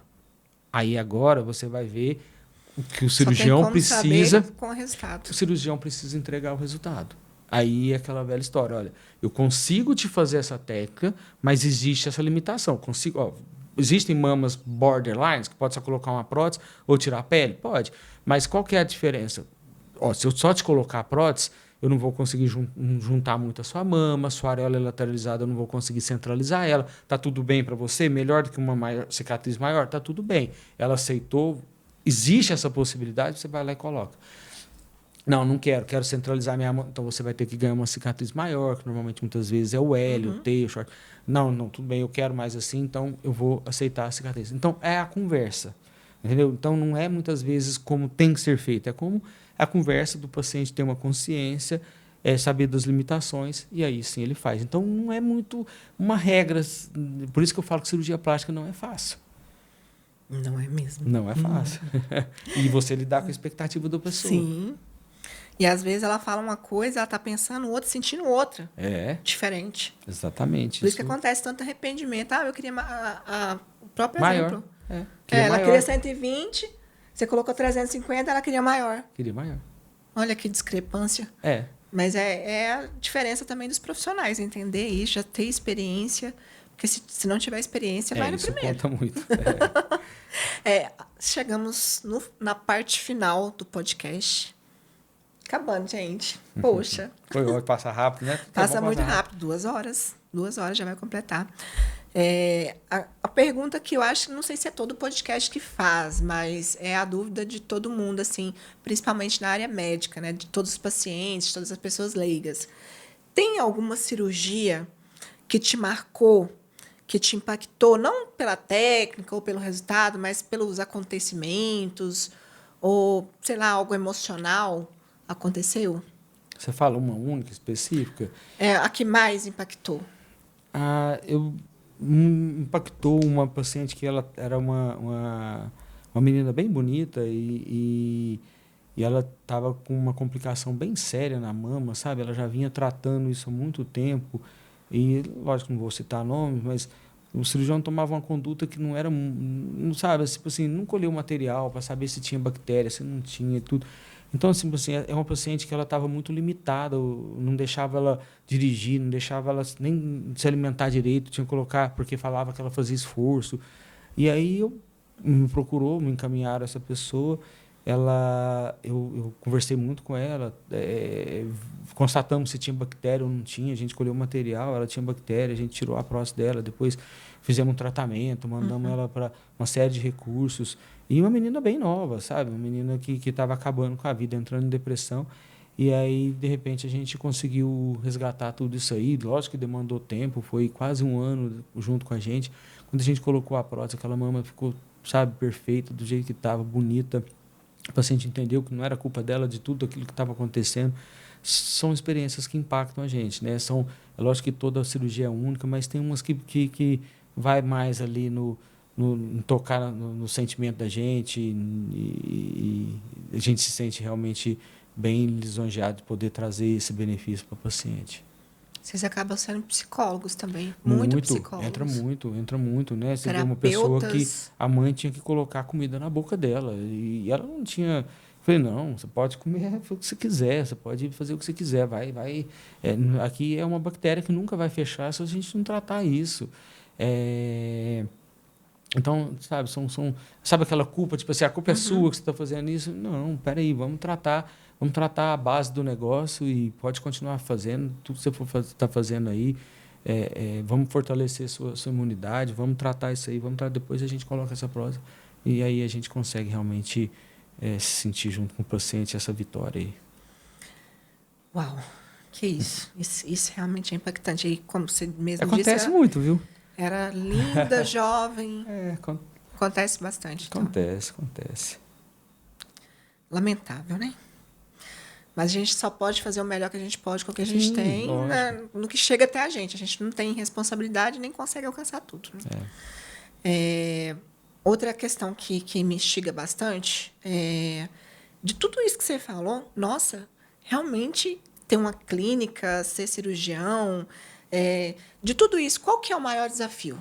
É gerir a clínica ou é fazer uma cirurgia super complexa, dar um resultado legal? Ou então é gerir as emoções e expectativas do seu paciente? Nenhum desses. Nada É manter. O mais difícil é manter. Muitas vezes, você me perguntou os caminhos para chegar no topo. É muito mais fácil chegar no topo que manter no topo. Por quê? Depois que você atinge o pico, você se sente, o que a gente falou, se sente, como você falou, um semideus. E aí, muitas vezes, você começa a se sentir acima do bem e do mal. E aí você começa a não dar um valor no seu paciente, você começa a não dar valor numa equipe sua, você começa... é só mais uma cirurgia... é só mais uma insatisfação, um resultado ruim, ou só é mais um resultado bom, encantador. Então, aquilo ali te traz numa mesmice. Te traz, muitas vezes, o descer da montanha sem você perceber. Eu acho que o mais difícil é manter lá em cima. Manter o respeito com você mesmo, respeito com as pessoas que te cercam, as pessoas que confiam em você. Então, eu acho que Eu falo muito isso para minha equipe, falar assim, chegar lá em cima é fácil, o difícil é se manter. Então, eu acho que esse é o maior desafio. Esse é o meu desafio constantemente que eu tenho, tanto profissional quanto pessoal, é me manter sempre da melhor versão minha, em tudo. Falando em manter, tipo, se você pudesse dar um conselho, não seria um conselho, mas para os empreendedores que herdam um legado, assim como você herdou um legado, qual que é a dica, né, para transformar esse legado em futuro, para manter o legado? Qual que é? Um conselho, né? Acaba sendo um conselho. É um conselho, porque a geração nossa, que antecede a dos nossos pais, a gente sempre se acha melhor. Sempre eles eram ultrapassados, sempre eles tinham atitudes e condutas. E até acho que é uma música que fala que o que nossos pais já passaram, a gente está passando por tudo igual. A gente vai envelhecendo, a gente vai vendo que nós vamos ter os mesmos problemas, as mesmas Repete o padrão. dificuldades. Exatamente. E isso sempre mexeu muito comigo. Eu sempre respeito pessoas que têm mais experiência. Porque eu sei que eu vou passar por ali. Hoje a gente talvez não entenda, a gente muitas vezes não entende as atitudes que nossos pais tinham com a gente. Hoje a gente tem com nossos filhos. Então eu acho que é isso aí, é uma continuidade, respeito, saber que a gente não é melhor que ninguém, levar perpetuar o que foi nos ensinado, passar para frente. Eu acho que isso aí é um... Tipo, entender o que aconteceu. Sim. Adaptar ao momento Os atual. desafios eram outros, né? Sim, sim. E saber que a gente vai passar pelas mesmas coisas. Nossos pais não eram nem melhores Perfeitos, que a gente, mas nem nós também não piores. somos. Né? A geração que está vindo agora, elas com certeza vão achar a nossa ultrapassada. É o tópico atual, né? Sim. A geração Y, a geração Z, a geração não sei o que mais. A Rafa chegou para mim esses dias e falou, mamãe, qual geração que eu sou? Eu falei, por que você quer saber? No que isso vai interferir? O que vai mudar? Eu não sei qual eu sou. Eu também não. Então, eu só sei que ela me chamou de cringe.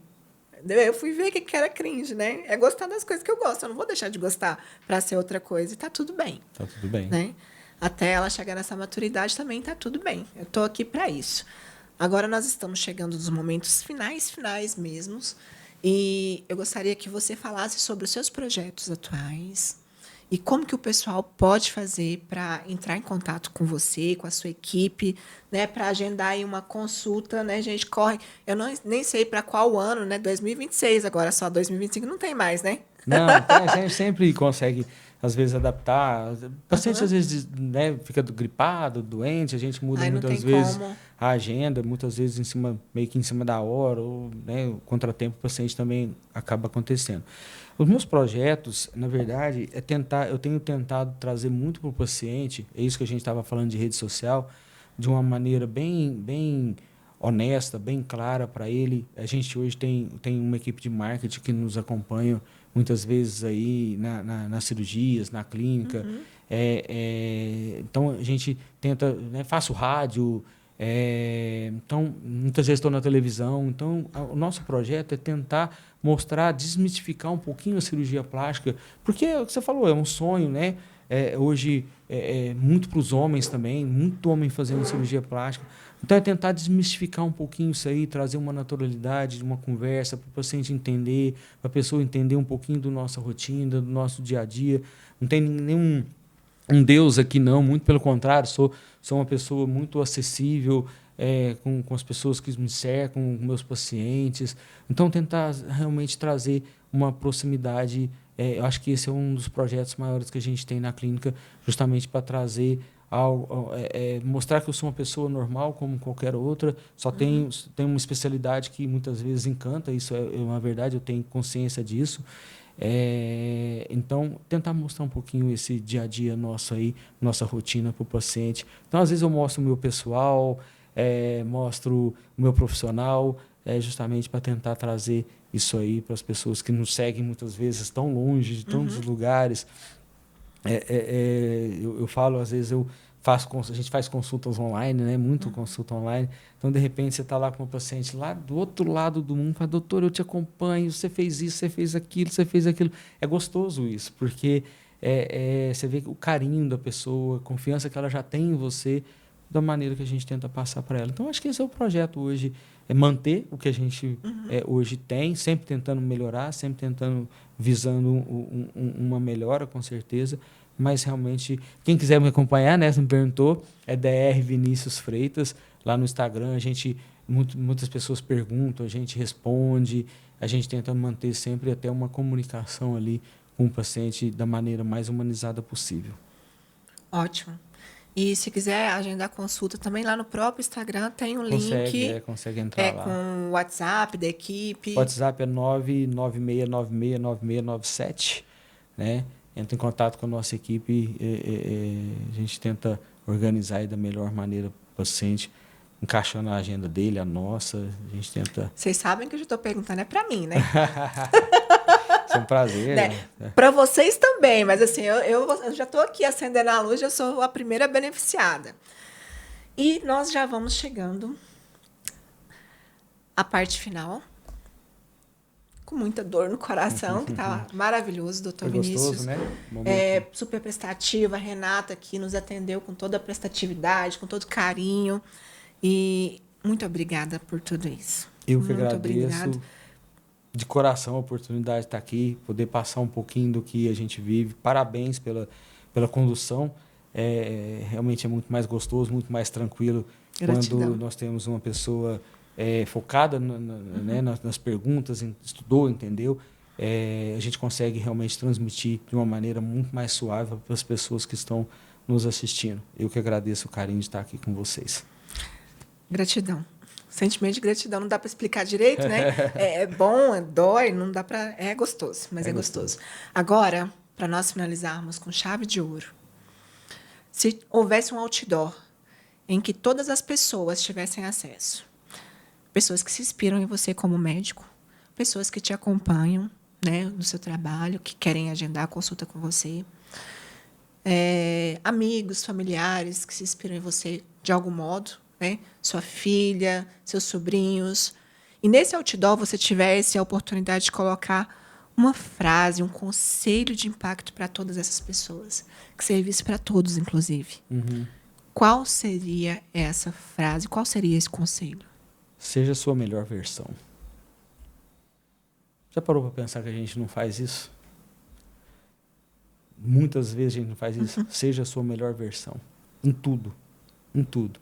Eu acho que, vamos lá, desde a parte religiosa, desde a parte espiritual, desde o profissional, desde o emocional, se você não estiver no seu melhor, vai atrás dele. Porque você vai ver... A vida é plena, mas a vida passa rápido. Se você ficar mendigando, quando você vê, já foi. Então, eu falo isso muito. Seja a sua melhor versão. Todos os dias eu levanto, será que eu estou na minha melhor versão? Hoje eu te falo que eu estou, mas amanhã eu quero estar melhor. Eu falo isso, a gente, né, eu sei que está encerrando, mas pessoas se entupindo de alimentos ruins que fazem mal. Até quando? Até quando ela vai perceber que aquilo ali é prejudicial para ela? Então, ela não está na melhor versão.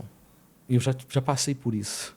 Eu tentava me enganar até eu perceber que não, tem algo diferente. Eu quero estar na minha melhor versão. Então, se eu pudesse falar, eu resumiria nessa frase. É uma frase que eu tento buscar isso dia a dia para mim. Muito impactante. Se tivesse uma plateia aqui, agora estava todo mundo de pé, batendo palma, porque que é isso? Mas não é verdade? Sim, sim. E você me fez refletir muito. A gente... Tem algumas coisas que nós somos muito bons, sim. E que sim, nós somos a nossa melhor versão, mas a gente acaba esquecendo das outras. Sim. Né? E você falou não ser sua melhor versão em uma ou duas, em tudo. Em tudo. Realmente ser intenso, viver no agora. E isso é muito mais amplo. Quantas pessoas do que estão isso. Acabando com a própria vida porque não tem tempo de fazer uma atividade física. Não, eu não tenho tempo, eu acordo cedo. Eu acordo muitas vezes de madrugada e vou malhar. De madrugada. 5 horas da manhã eu estou de pé. Estou cuidando de mim. Né? Então, as pessoas ficam sempre esperando o amanhã. Não, segunda-feira eu vou. Não, mês que vem, não, perto do final do ano. Segunda-feira é o Dia Mundial da Dieta. Né? Então, por isso, acho que essa é... Espiritualmente também, quando a coisa aperta, né? Sim. Tem até aquele ditado que se não vai pelo amor, vai pela dor. Tem que acontecer alguma coisa para as pessoas procurarem. E, mais uma vez, muito obrigada. Pessoal, nós já vamos ficando por aqui. Antes de nós encerrarmos, já nos sigam em todas as redes sociais. Siga o Dr. Vinícius Freitas, Dr. Vinícius Freitas, no Instagram. Me siga no Instagram, niviafranco.oficial, no Instagram e TikTok. Sigam agora o Papo Franco Podcast, é papofranco.podcast, no Instagram, no YouTube, YouTube Premium Music, Apple Music e Spotify. Vocês não têm desculpa para desfrutarem desse conteúdo incrível que nós estamos trazendo aqui para vocês. Conteúdo que é só o ouro, só o diamante de trilhões para vocês. Tá? Se não der para vocês assistirem, vocês podem ouvir em qualquer plataforma. E, mais uma vez, gratidão. Deus abençoe todos vocês. Até o próximo episódio. Tchau, tchau.